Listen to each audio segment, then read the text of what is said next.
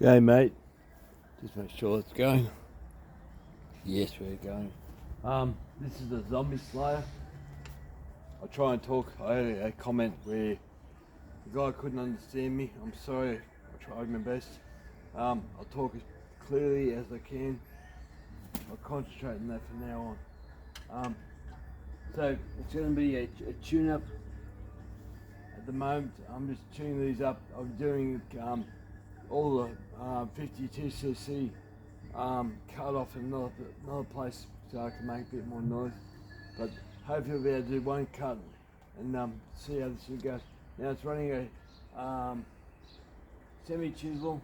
It was a full chisel, but it was the wrong chain for the bar, so I realised these had different pitches. Now I know I'll fix that up. It's got an 8-pin sprocket on it, so I'll see how this goes. So it should go good. Super high compression. So what was this? A 62cc crank and a 52cc cylinder. So bit of a hybrid. Poured. The intake port's about 84, 85 degrees. I can't remember the exhaust. What is the exhaust? I know it had 25 degrees blow down. 25 or 26. Because it was ported before, but because I've changed the cylinder to this saw, the crank gives it more what do you call it? More stroke to the crank. So we'll see how she goes.